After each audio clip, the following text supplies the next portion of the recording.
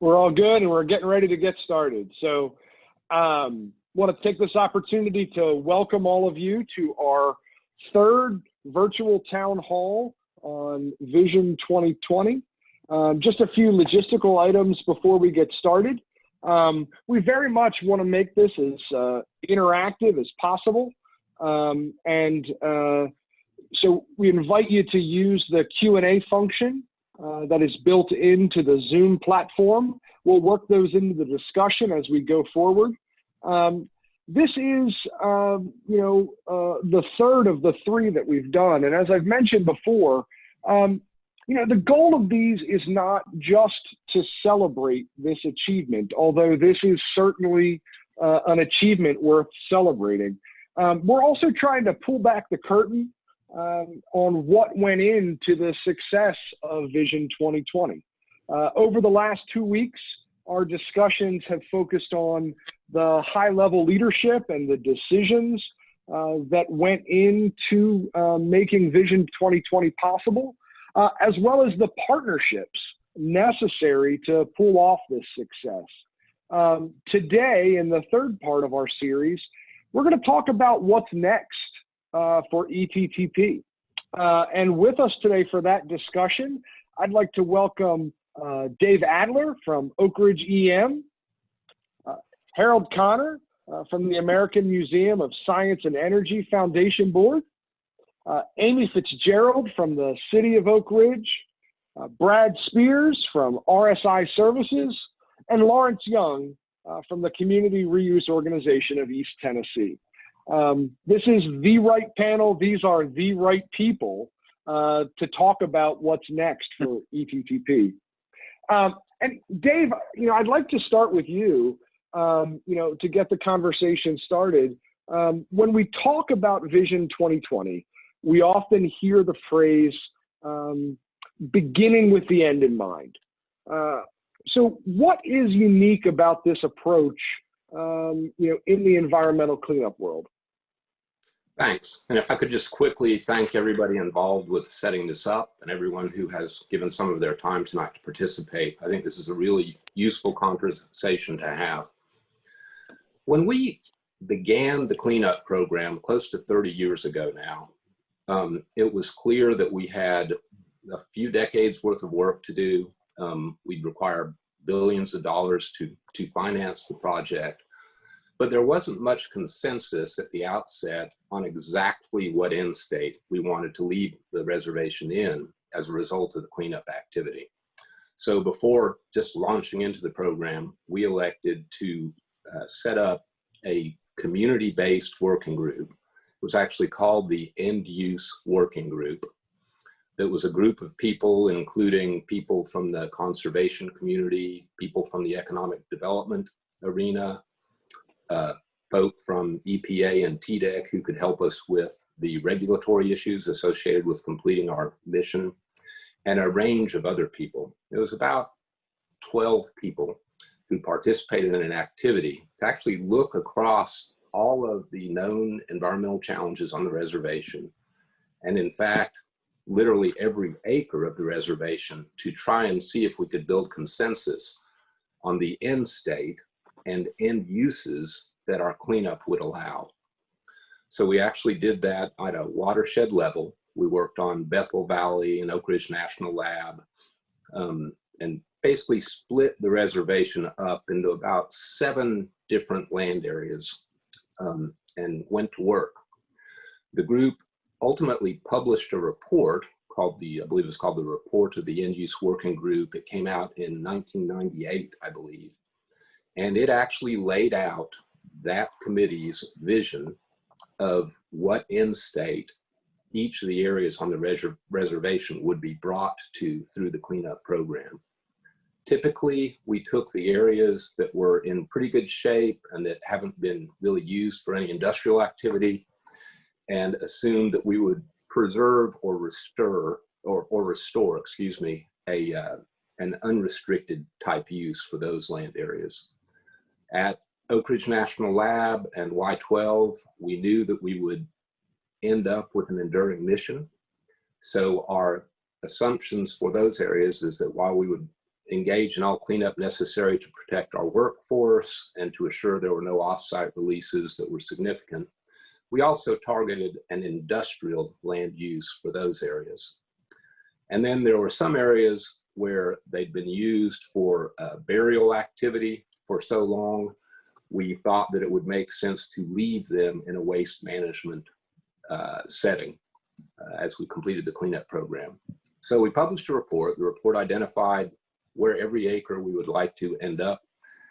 And that report actually has been the template for all of the regulatory decisions we've made. In our business, we work towards something called records of decision.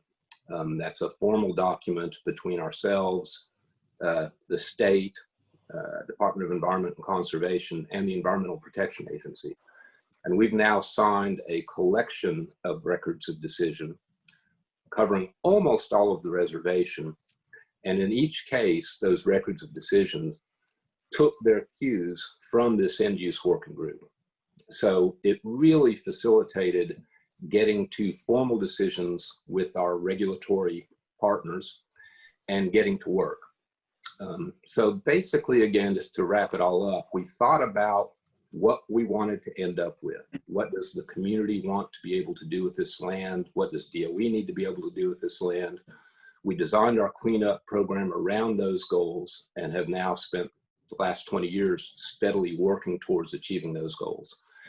At ETTP, or the Heritage Center, or the K25 site, whatever name you choose to use for that area, the general conclusion was that that land did not need to remain in federal hands, and that the land would be cleaned up and put back to work for the community because of the site's history and the industrial activity that had taken place on it historically. It was well suited for an industrial park.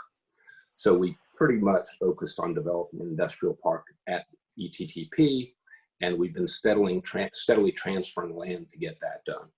So that approach was pretty unique to Oak Ridge. I think now that other sites have begun following from the lead because it has been fairly successful. And that's basically the thumbnail history of how we're finishing the job with a vision of what we want to get to from the outset. Yeah, there's a lot to dig in there, Dave. I appreciate that. And, I'd like to start with, Harold and Lawrence. How did this early planning that Dave talked about, how did this early planning help make the reindustrialization program at ETTP a success? Harold, I'll go to you first and then Lawrence. Well, Marty, it really is a inviting and invigorating story about how it all began, in those early days. And I had been there at the K25 site, ETTP, since I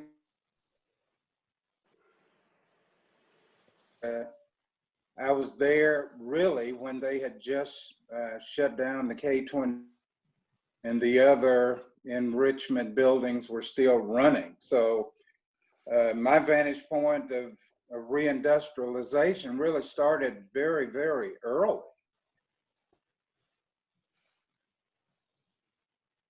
When in those days when the enrichment sites were shut down at the K25 site, and you only had to put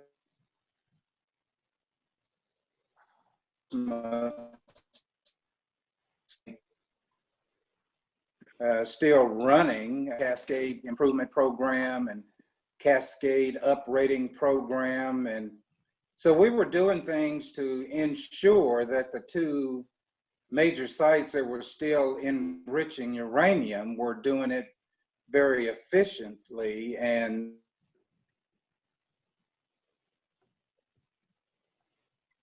productivity was exactly in those days. Dave pointed out, the planning that went into the reindustrialization. We were kind of in between. What do we do next? What activity do we now become involved in? We had gone through the heyday of all 5 major process buildings running at the K-25 site. You know, the maintenance activities were, and the laboratory activities and all the decontamination services and neutralization areas, and those 5 major process buildings was gone. You know, the mission obviously needed to be, in my mind, it was a transformation. You know, we had spent decades actually running those sites, and now we were kind of in between. You know, what's next?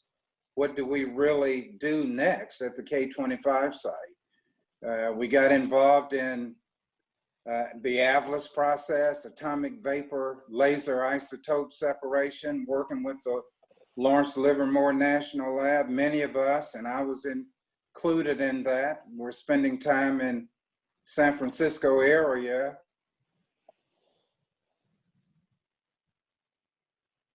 Isotope separation. There was a lot of activity at the K-25 site in the centrifuge isotope separation method. We were doing things like that. We're supporting the operating uranium enrichment sites at Portsmouth and Paducah. We were cutting out equipment. We were shipping materials. We were ensuring that they were operating efficiently. But we still had the thing of what would be next for the K-25 site? What would we do next to ensure that jobs were maintained and families were secure? And what mission would we bring to the area? In those days, when we were in that process, we had a major review from the Department of Energy. They were called Tiger Team reviews. And actually those reviews would come in and spend several weeks looking at your radiological control. How do you do environmental health and safety? How do you do assessment?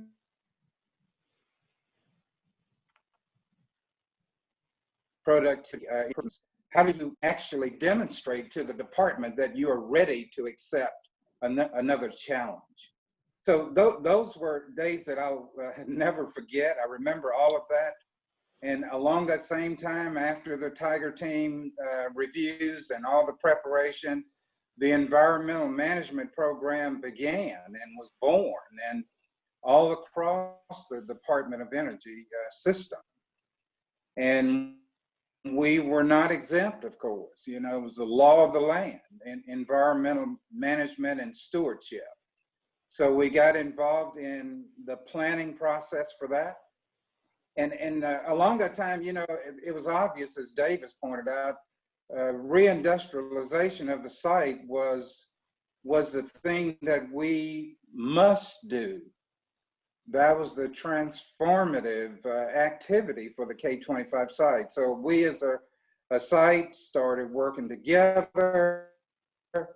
You know, what must we do? How can we capture all the resources that were necessary to partner with the Department of Energy in the reuse and revitalization of the area known as the K-25 site, and more recently as the East Tennessee Technology Park. So all the people that were involved in the relationships and the collaborative nature between the department and the people at the K-25 site, the unions and the state regulators and the federal regulators, it was a joint effort, and we knew that we must be successful. And that's what I recall is how things led up to this reindustrialization that we have today, and the marvelous D&D activities that we will talk about more in this session.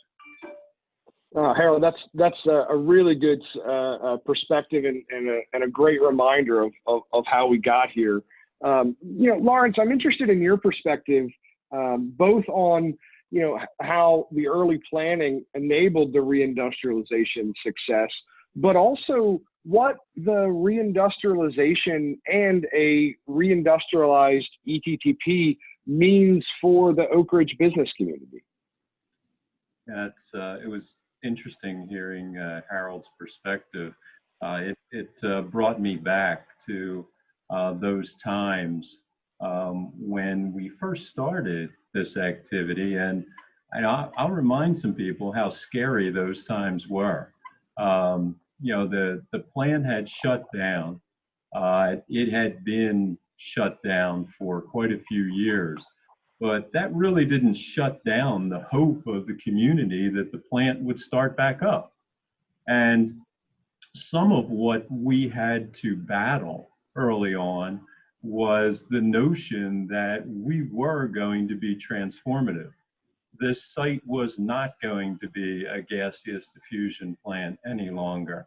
And that was hard for a lot of people to accept. So really being able to get the plans in place, and before the plans, there had to be a vision. Again, reminding those of us who were here and informing those who weren't here, you know, there was a sense that there was not enough funding ever going to be available to tear down everything at ETTP. That it just wasn't going to be possible. There was a significant gap between the funding that might be anticipated and what it would actually cost. Now, ultimately, after a couple of decades of really hard work, we're in a really nice position today. But going back to those times, Yeah. it was a big gap, and a lot of people were fearful that we would never be able to do that. So that really led to the vision that Jim Hall and Robert Brown had come up with about reindustrializing, using certain sites on the former K25 site to reindustrialize, to redevelop. And that was a novel notion. The idea that you were going to be able to take a former gaseous diffusion plant and bring in private industry into those facilities that were still useful. We went into the planning process, and a variety of different plans were put in place. There was a couple of different master plans, all of which one had to be really flexible. I'll give you an idea. Originally, we thought that that is Croat, would take over the entire site. And we were working towards that over the many, many years. We thought at one point in time that there would be 29 buildings on site that potentially could be available for transfer. But for a variety of reasons, some of which were analyzing the structures themselves, whether they were suitable for redevelopment or whether they were suitable for today's economy, ultimately led to only about 8 buildings transferring. Now, a lot of property is transferred, but only about 8 of the many, many buildings, the hundreds of buildings that were out there, ultimately transferred and have been reused. Still, those are 8 significant buildings, all of which would have cost significant dollars to tear down and to characterize further. And in so doing, this idea was that you would ultimately reduce costs by being able to transfer facilities and land to the private sector. I think of more import for us and for the community was that really gave us an opportunity to redevelop those sites over the entire time at which the D&D program was ongoing. This was kind of an audacious thing to do. To be able to redevelop the site side by side with yellow iron that was tearing down facilities. Now sounds great. I guess if I had to think back on it and say, what was I thinking? It was a challenge. It certainly was. But I think it's a lesson learned, and it's different than what a lot of brownfield sites go through, and that is, let's completely clean it up. Then we'll think about what to do with it. we had going in an idea of what we were going to do with this, as David had said, as Harold had said. And once we started to move forward, we continued keeping our eye on the ball and making sure that that ultimate vision would take place. I have to be honest, I didn't think it would take 20 years, but it did. And thankfully I'm here to be able to talk to you about it. So it was an interesting and good process that required the efforts of countless people. I think today I feel most benefited by being able to talk to you all, because I represent those people who, you know, worked the end of their career, or maybe most of their career, to get this accomplished. You know, who aren't here today to get the accolades that they deserved, because it took hundreds and maybe more than that to be able to get to where we are today. You know, Lawrence, I want to follow up quickly on something you said, and that is, so you start out, you say, what have I gotten myself into? This was crazy. Never really been thought about before.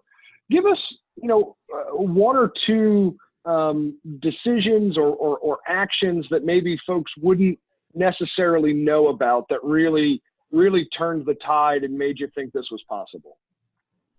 I think that one of the things that occurred, which was a little surprising, was the level of interest by the private sector on some of the buildings that we had. You know, I looked at some of the facilities that we had, and I toured them. And again, remember, some of these facilities were 50 years old at the time, had deferred maintenance to them, and oh, by the way, had been closed for 10 years. So, you know, in addition to just all of those things, you know, walking into one building, I remember the quarter-inch of dust on all the machinery that was there, and just shaking my head and saying, now, who possibly is going to want to, you know, be in this building? My great surprise, there were quite a few companies that were really interested in being able to utilize those buildings. And when we first leased a space in what was then the 1401 building, the old machine shop, that was a clear turning point. That was in about 96 or so. And after that, you know, a continued flow of industries and companies, small for the most part, that simply wanted to be able to locate there and in effect get a fair deal. And I think that that's what really helped us to jumpstart. When we came to a point, though, that some of the buildings that we were leasing were really coming to the end of their useful life, and we couldn't prolong those buildings any longer, the notion that was accepted by all parties that we would then move towards transferring properties and buildings that were useful was, I think, a seminal moment. You know, up to that point, I think generally speaking, a lot of people were saying, well, this leasing process will go on forever. But the change in mindset to, no, it's not just going to be leasing and DOE owning, but rather DOE transferring the properties to the private sector so that they can ultimately own the facilities themselves. That was a pretty big deal. And that took place in about 2000. Mm-hmm. No, that's really, really helpful. And, you know, it kind of, you know, sets up where I wanted to go with Brad, you know, to talk a little bit, if you would, Brad, about, you know, some of the land reuse successes that have already taken place on the Oak Ridge Reservation. What's your perspective there? Yeah, thanks, Marty. And just real quick, kind of looking at my co-panelists here, I don't know how many people had to say no before you guys got to me, but I appreciate the opportunity to be on this panel. And, you know, Lawrence kind of caused us to be a little bit reflective, right? Thinking about, and Dave did as well, and Harold kind of going back and, you know, kind of preparing for this, this town hall session. I realized that I've been out here at this footprint for half of my life, you know, so for 20 years, a fresh-faced kid right out of college, I started in K-25. And so to be here and have the opportunity to be on a panel to talking about its cleanup and the reuse of the site is really cool. So thanks. So to get to the reuse successes, I'll speak to the ones that, I can certainly speak to and that I've either been associated with on a personal level or a professional level and that I've seen or RSI has been a part of. And it starts in this building, the office that I'm coming to you right now in. As Lauren said, in 2000, when they started turning these buildings over to private entities to use for their own benefit, that was a huge success, right? And here I am still to this day, in 2020, and sitting in one of the offices that were very much a part of that. And so we feel fortunate that we have the opportunity to be here. This space is optimal for us. So I think that's, kind of the first big success, as Lawrence touched on. Secondly, the one that we've certainly been a part of is the over 6 megawatts of solar power that is generated at this site right now. It started in 2012 or 2011 when we kind of self-funded a small farm and then had the opportunity to help develop 2 additional ones on this site. So not only is that a really good use of the land, in my opinion, and in the opinion of others, I believe, but it also tells a great story on partnership and stakeholders, because what was going on behind the scenes to get those solar farms in place and the number of people involved and the number of stakeholders involved was quite significant. And Lawrence, I know you can agree. You had CROAT as a part of that. You had the Department of Energy. You had the City of Oak Ridge, and the electric department. You had private investors wanting to, willing to invest in the farm. And so it was a great example of really stakeholders coming together for the common good of this site and the footprint. So that was another really big success that we've certainly been a part of. And then, I guess lastly, some of the things that I've been a part of is some of the the land reuse from a recreational standpoint. The number of greenways and trails that are located on this footprint and around this footprint and more to come. That's a pretty cool thing to me and to the community. As a member of this community, I feel like I can say that. And as Ron Woody mentioned at the last panel, the upfront blue ways initiatives that are coming up. So I think not every parcel of land out here is optimal to be reindustrialized and to be built on. There's ridges that you certainly can't have a facility on or a building on, and that potentially nobody would want to buy. And those are great opportunities for recreational value that add a little bit of quality of life to those that are tenants out here. And so it's been really neat to see the development of that, to see the initiatives behind that, and kind of be a part of what that might look like in the future. And then there's obviously the ones that you see in the paper, right, that are a little bit more known that we've successes that are coming. Obviously the Cokeep Pharma project, and then the proposed airport, and there's something about a motorsports park that a lot of people are talking about locally as well. So again, I'm sure Dave and Lawrence and Harold can, they've been here a lot longer. They've probably seen a lot more. But just at a high level, those are the ones that I think kind of stand out when I think about some of the successes that we've had here on the site.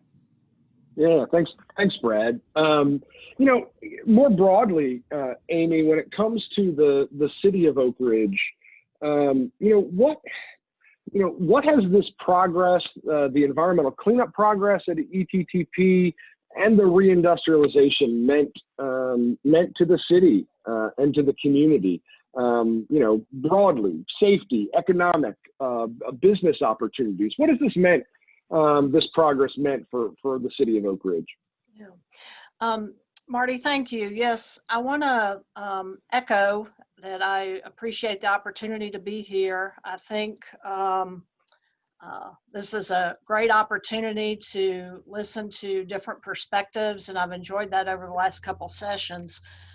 Dave mentioned the end-use working group, and I'm looking across my office here at a picture of that committee that worked together for a couple years and really had the privilege of working with them. And I do think that laid the groundwork for some really strong stakeholder engagement early on in the process, which made a real difference in the future vision of the site. So from the city's perspective, just a couple things to point out. Remember that the entire site is located, except for a few acres, in the city limits of Oak Ridge. So here's a huge parcel of land, a brownfield. I remember reading a National League of Cities poll about 10 years ago, and they'd identified the K25 site, or the Oak Ridge, as having the largest brownfield in the country. And, you know, that really gives you a little perspective when you think about the implications of that. So I think a couple of other things that I want to mention that you have to think about what was going on at the time. You know, a couple of our speakers have alluded to it, but we were going through the, you know, the downturn, the end of the Cold War. The Department of Energy was setting up community and workforce transition office that resulted in the establishment of the Community Reuse Organization. Another significant issue that I do want to mention is that about the early 2000s, you may recall that the Department of Energy historian Skip Gosling led an initiative across the DOE complex, and they were identifying significant facilities. And so the K25 facility was identified as a DOE signature facility. And so I learned a lot during that period about the National Historic Preservation Act. A big part of the city's engagement over the last decade or so has been serving as a consulting party as DOE continued to work to comply with the National Historic Preservation Act. And one of the things that I'm most proud of is that DOE, Dave's folks worked with us, and we established an oral history project. So, you know, thinking of the individuals who worked there all those years and are no longer with us, many of them were interviewed and talked about their experiences at K25 and helping preserve that history. So in terms of the impact on the city, obviously the removal of a, you know, hazardous facilities in the city limits is a significant accomplishment. We had an initiative early on in the early 2000s called the Partners for Progress Initiative. And this was pulled together. It was the major stakeholders that we met for a number of years, trying to identify what would be the needs of the site in order for us to develop infrastructure, what types of services would be needed.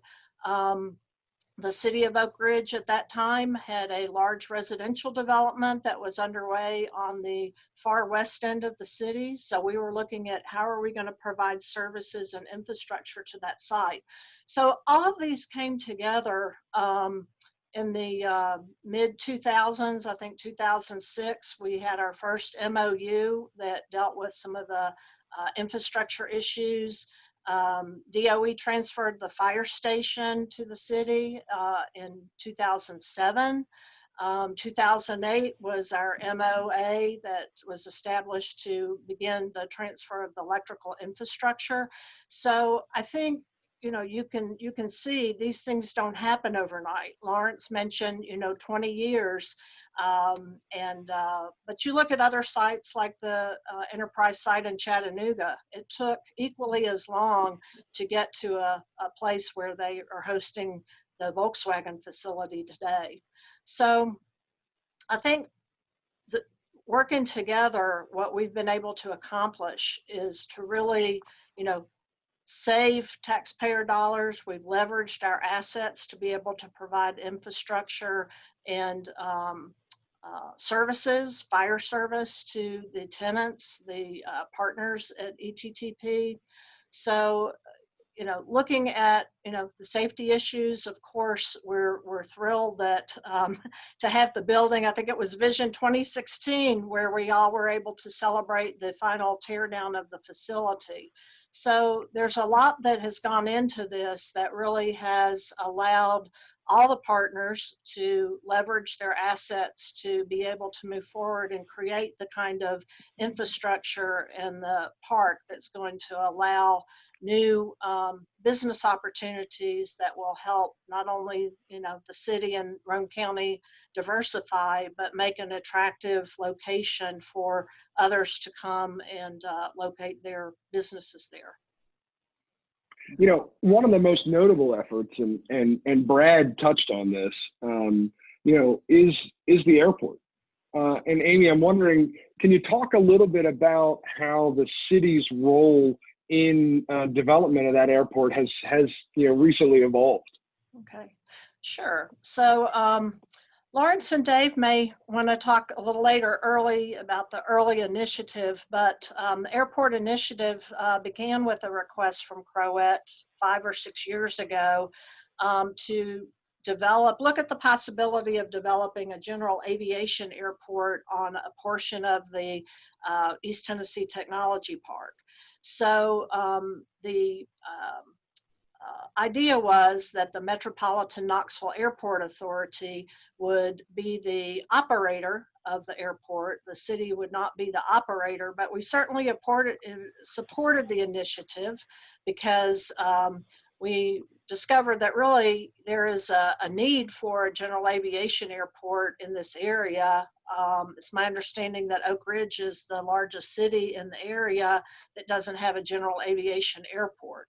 So for the past several years, the Metropolitan Knoxville Airport Authority has led the initiative to do the studies in conjunction with the Department of Energy and others to work through the studies and the approval process, and it has progressed significantly. So in July of this year, the City Council had a meeting with the Metropolitan Knoxville Airport Authority and some of their board members and other representatives from the lab, and to talk about the possibility of the city taking over as the sponsor of the airport. So the Oak Ridge City Council in July of this year unanimously adopted a resolution that would authorize us to move forward with the studies. There was some funding already in the works, looking at a grant from the Appalachian Regional Commission to do the next phase of the environmental work, to continue the due diligence to see if we can proceed with developing a general aviation airport on a portion of the ETTP site.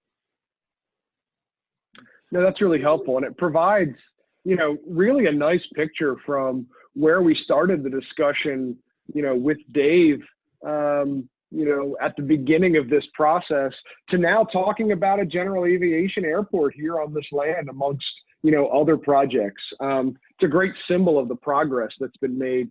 You know, Dave, I'm interested in digging in a little further to some of the things you said about, you know, how you partnered with a diverse group here, right? You had federal, state, local environmental regulations and regulators. You know, you talked a little bit about sort of how you brought them together through the early planning, but, you know, as this process has gone on, how have you managed that integration, you know, with that really, you know, diverse group of regulators? Okay, that's a mistake I make about 3 or 4 times a week now. But anyway, Oak Ridge is a diverse community, and a lot of people with a lot of thoughtful opinions had to be brought into the process for planning the cleanup in the end states. Typically, we work with elected officials, community leaders, business leaders to come up with the first order considerations on end state. You know, will an area be restored to a green field? Will we leave it in a brown field, et cetera? But then when we get the basic decisions made and in place, we work more intensely with our regulators to complete the technical aspects of the process.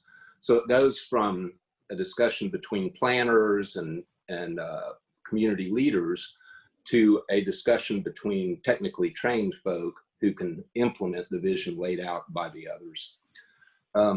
We actually have an office of the State of Tennessee Department of Environment and Conservation in Oak Ridge dedicated to overseeing the Oak Ridge cleanup program. And we have a lot of help from EPA in Region 4. They don't actually have any staff local, but they are actively engaged in the cleanup process. Our experience has been that once we actually have a plan for what we're going to do, the technical folk do a good job of getting it done.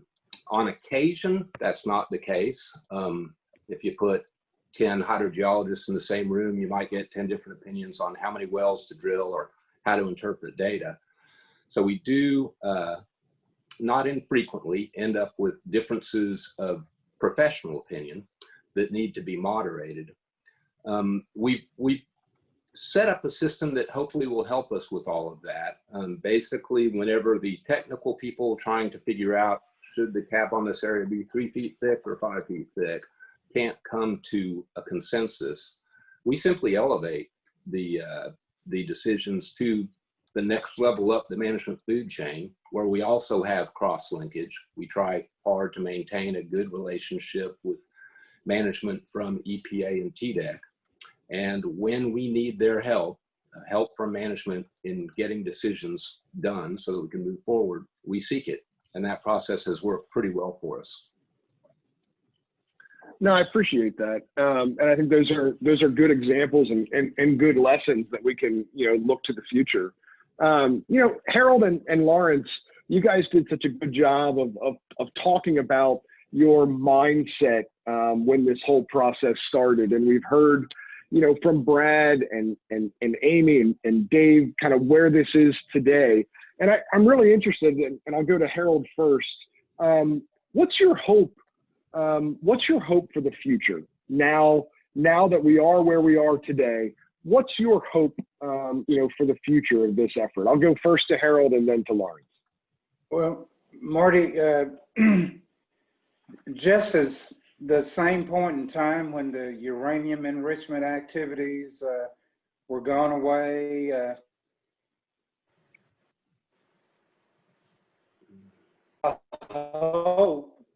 representing the people that work there, live there, had their recreation there.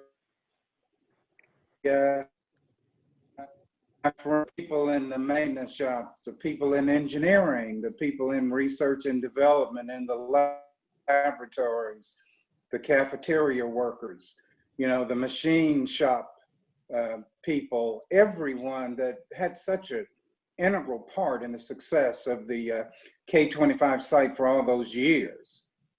We all felt the anticipation, what's next? What things will keep jobs here in Oak Ridge? How will we sustain our families and our friends? So it was a collaborative effort. We assemble, we recognize that we have to help identify the next thing. The reindustrialization of the site was upon us. We were afraid, that we would not be totally successful. All the anticipation that surrounded that. So we just marshaled our forces, everyone chipped in. I think of all the people at the Department of Energy, Jim Hall, Robert Brown, all the people at the site, the superintendents, the department heads, the mechanics, the electricians, people involved in decontamination, the shift superintendents, all people involved. At that time, I was the site manager, and so I had an opportunity to meet frequently and go around the site and take the temperature, if you will, of the site and how people were feeling. And so it was an effort unlike anything I've been involved in. The reindustrialization was real. as many others on this panel have stated, it was a huge success. You know, the D&D effort that, you know, under Jay Mullis and Ken Reuter leadership today, and Steve Dahlgren and others and his team, has just been a resounding success. You know, I had left the site back in 2000. I ended up at the Savannah River site and the Los Livermore National Lab for 15 years, as a matter of fact, the chief operating officer at Savannah River and the associate director at Lawrence Livermore Lab. And I would hear about, you know, things that were going on back here after I had spent 33 years before I left the site here at K25. So it was in my heart, in my soul, you know, about the success of this place. And, you know, I think it was Dave talked about the 20-year effort of the D&D, deactivation, decommissioning. We're the model now for the world. We have successfully achieved that here. No one else did it before us. We have people around the world and certainly around the states looking to find out how we did it. You know, what is the model like? How do you implement the model? How were you so successful? What things did you encounter that we may encounter when we start? And, you know, the thing that has been so marvelous about all of this is the end states that others have talked about.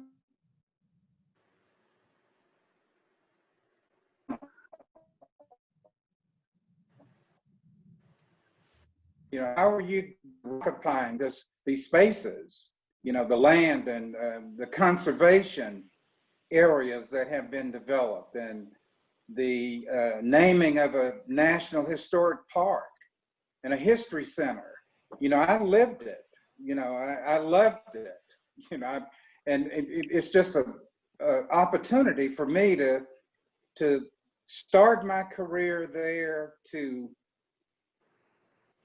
more or less in my career at the site, and this Vision 2020 and 2016, I just thank God that I was able to get back to the area to become a part of this. It's just been such a resounding success and a model for the rest of the country and the world.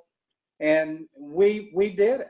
We accomplished Vision 2020, and we have successfully and safely returned the site to those that utilize the resources we have in this valley. No, I appreciate that. And it's a nice bookend, Harold. You know, Lawrence, I'll pose the same question to you. You know, having been through this now, as you say, for decades now, what's your hope for the future, you know, as we go forward from here? Yeah, and I reiterate some of what Harold has said about what an incredible success we've had up to this point. I think that from my perspective, where we are at this point is the end of the beginning. And where we go from here is one of opportunity.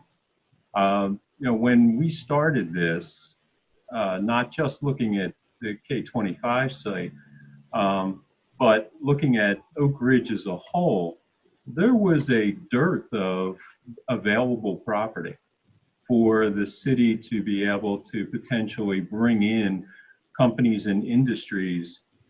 And you know, in order to diversify the economy, and we've been successful in doing so, but at the time, you know, it looked like we would be very hard pressed to do that. But I think where we are today is that we've had some success, as I had mentioned, in developing the site while it was undergoing D&D. And now we are at the point where we have significant offerings that we can go out and hopefully be able to attract companies and interested parties.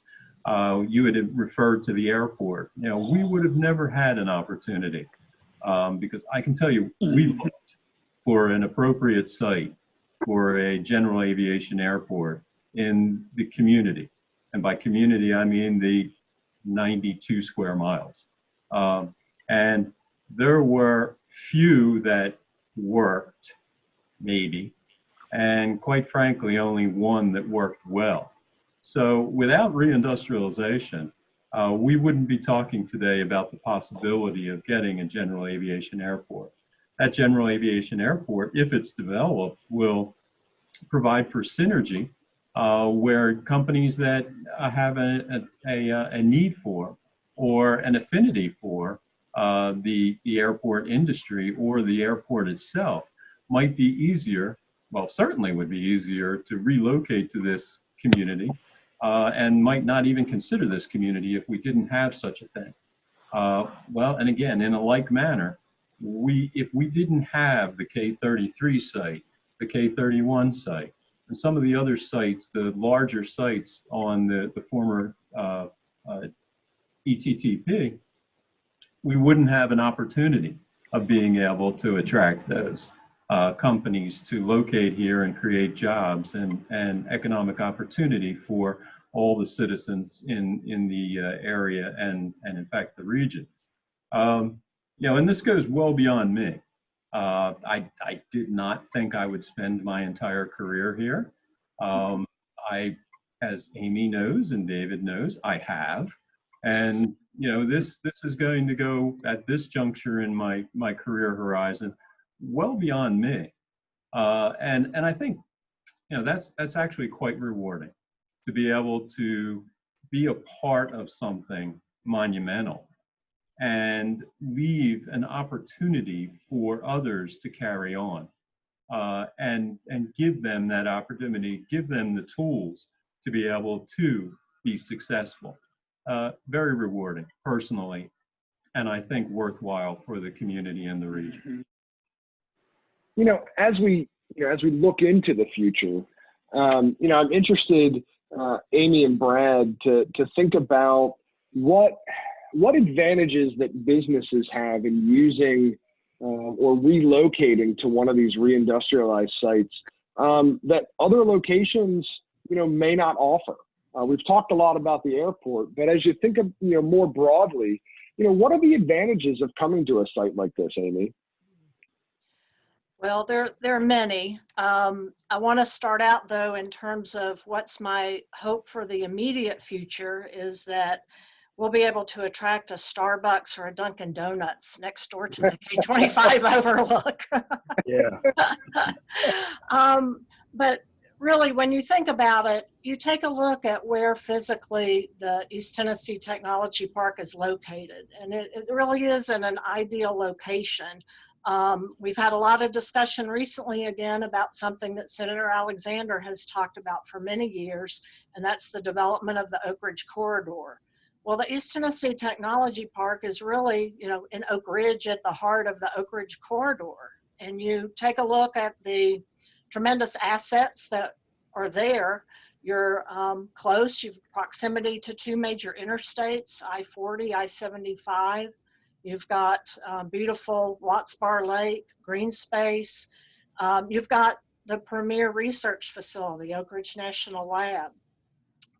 You've got city that has developed, you know, services at the site. We've got fire protection, ISO, very high insurance rating.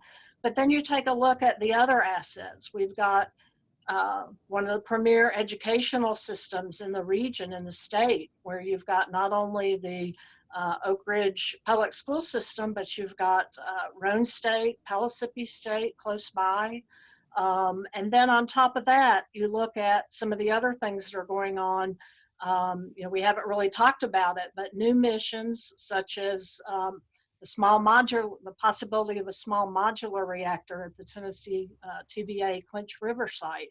What possibilities could that bring for manufacturing and the nuclear renaissance and opportunities in isotope production? So To top it off, I guess I would say then, what other site of this type also has one of the newest national parks in the national park system?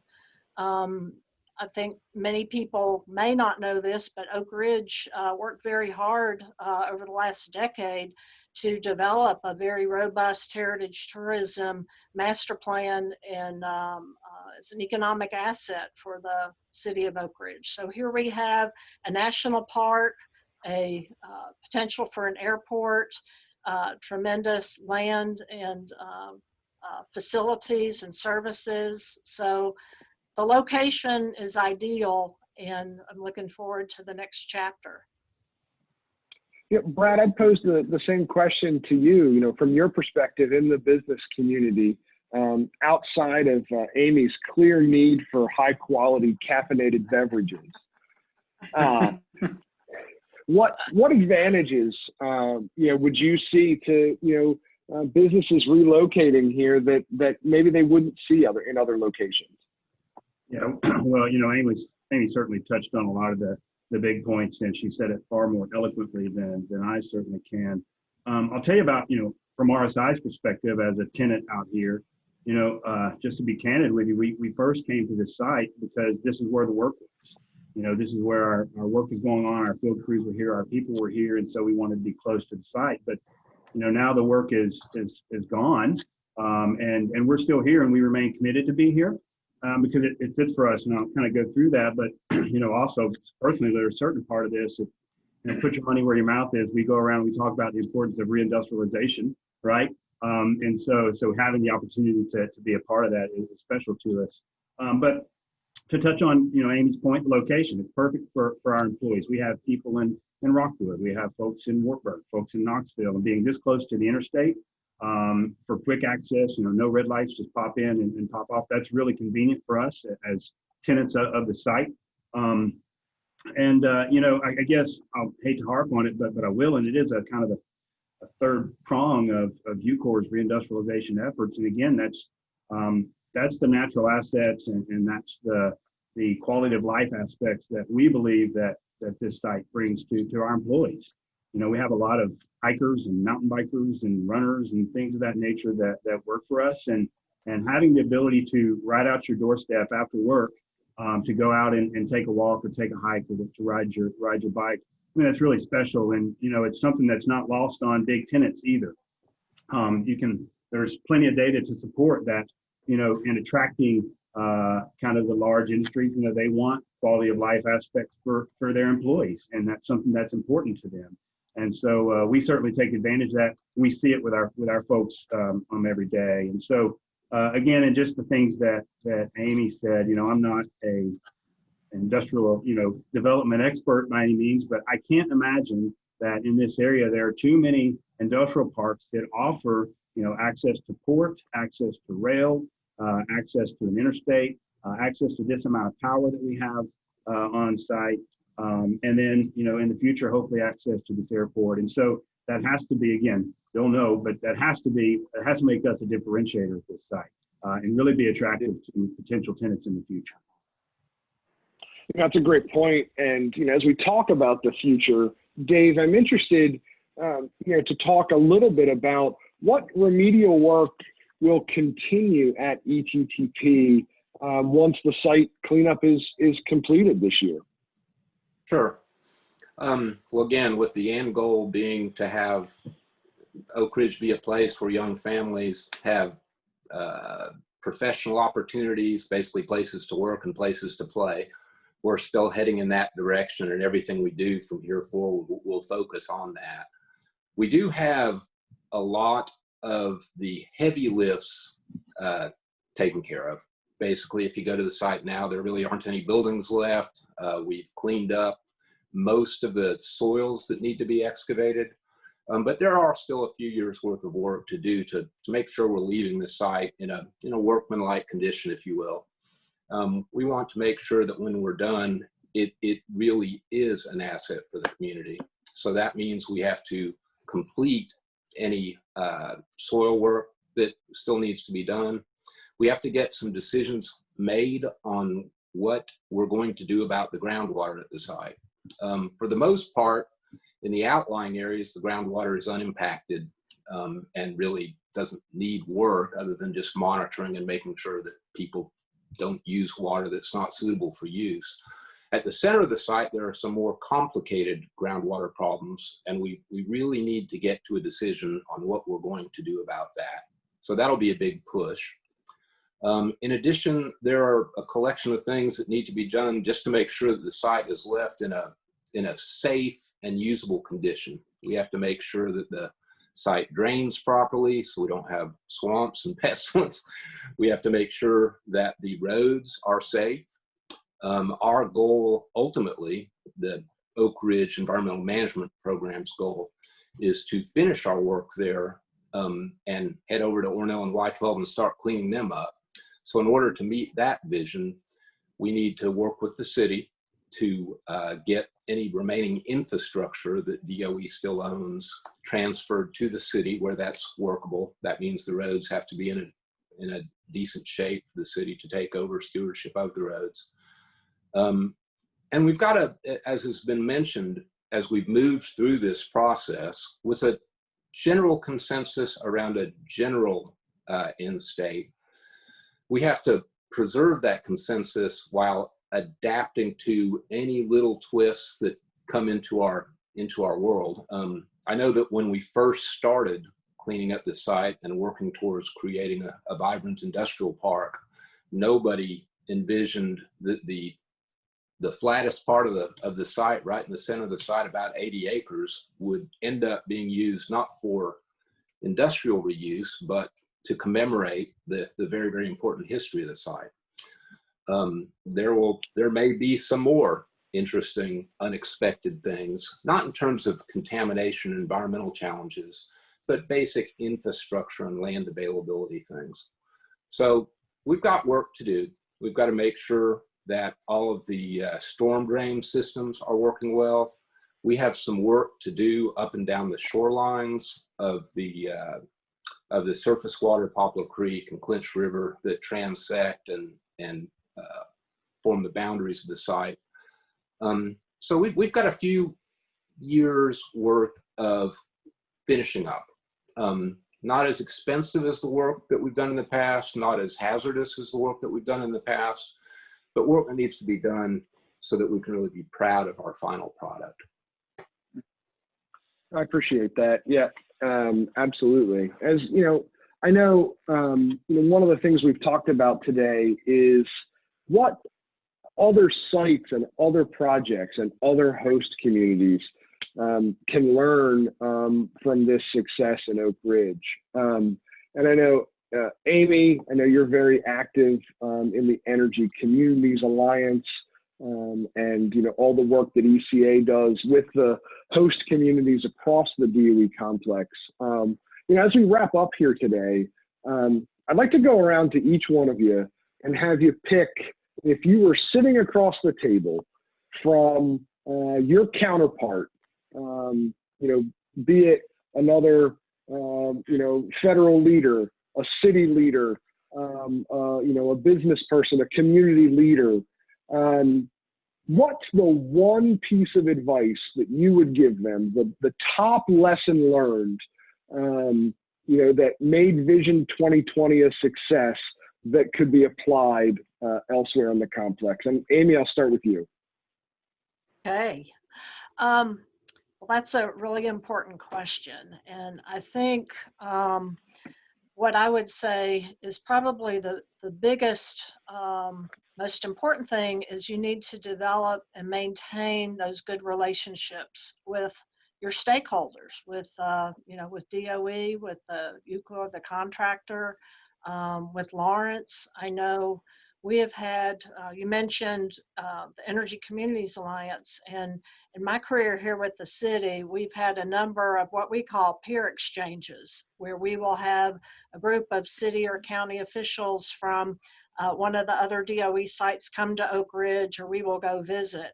And we spent time at a number of the DOE sites. We had a group from the city of Oak Ridge, our fire, police, electric, public works director. We went to Los Alamos to learn about how they do their contracting with the Department of Energy, their Emergency Operations Center.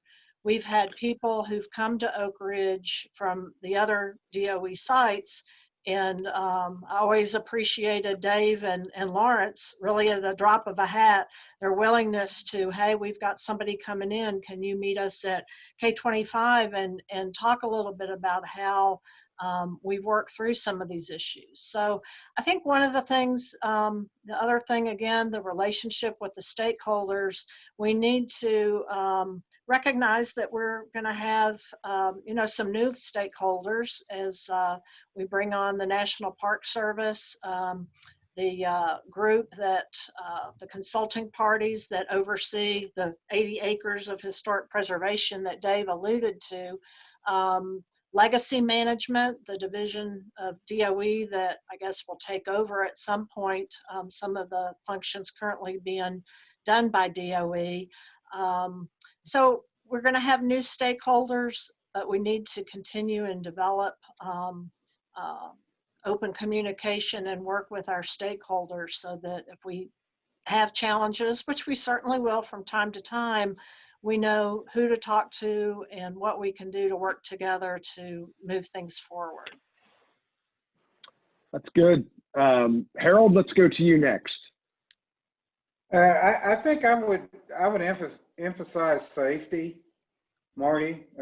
Vision 2016, Vision 2020 has been such a marvelous success, and it's been done very, very safely. And it has become a model for the rest of the DOE complex and around the world. The safety aspects of doing very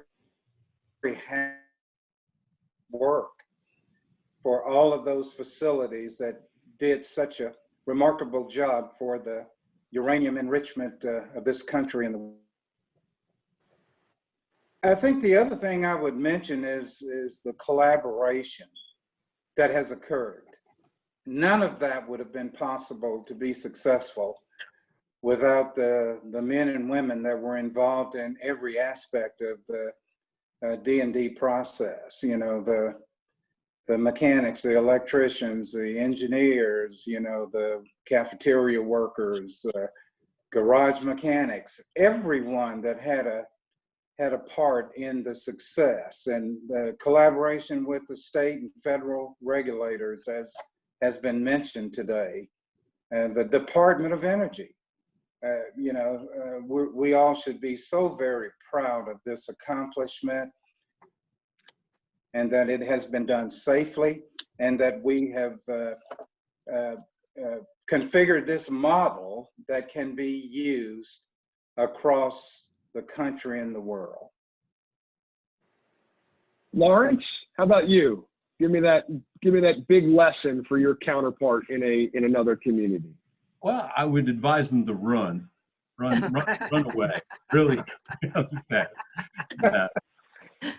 Just kidding. I think that the key takeaway for me is to establish a vision, a vision that's bold but achievable, and then to get leadership behind it. Just make sure, in kind of like what Amy was saying, you really need to have people behind this program because it is a long haul, and you have them really buy in to the vision, and those leaders need to be strong community leaders. I think one of the things that happens too often is that in your zeal to include everyone is that you include everyone, and you sometimes then don't get the key leadership function that's going to carry the ball over the goal line. And that would be my advice. Simply make sure that you have strong long-term leadership to carry this forward, because as everybody on this panel knows, every day there's someone willing to say no. And you just have to find the person to say yes. Great advice. Brad, we'll go to you next. Seeing as I'm kind of towards the end here, everybody has virtually stolen my thunder. And we're all kind of saying the same thing, right? The importance of partnerships.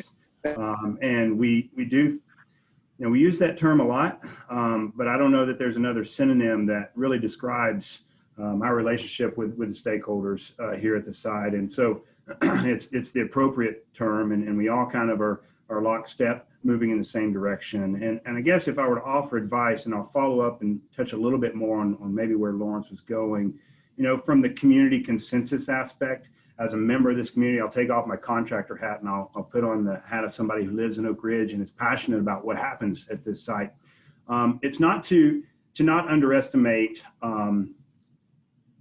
your community. You know, the community in Oak Ridge, and my guess it's similar to the community in other sites, is, you know, they're educated and they're really passionate about what happens here. And so to the extent it's necessary to involve them in kind of the path and the vision of the site, I think that's, you know, that's important.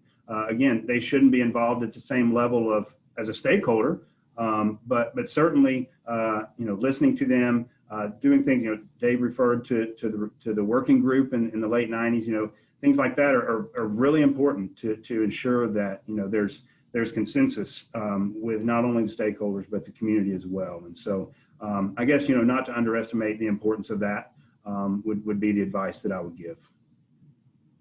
All right, Dave, we give you the last word. Okay. Best piece of advice. Well, it would be to reiterate what's already been said, but briefly, I think that having a vision that enjoys a consensus within the community, not necessarily a full consensus because you never get there, but a general consensus on where you're going is critical. I think that maintaining the partnerships that get you there is just as critical, because if things start to fall apart, then it's tricky to succeed. Of course, as a practical matter, we need to continue to be seen as a site that is investment worthy. Congress appropriates hundreds of millions of dollars a year for us to work cleanup in Oak Ridge, and we've been very fortunate to have very good levels of funding for several years now. I really believe that we get that money because people believe that when they spend money in Oak Ridge, they get a significant return on their investment. It's not just about getting cleaned up, it's about getting cleaned up cost effectively and yielding a product that people want and enjoy. So just maintaining, keeping our eyes on the end state that we want to go to, maintaining sufficient consensus around that, having the ability to adapt to curveballs that inevitably get thrown into the mix from time to time, and absolutely staying safe.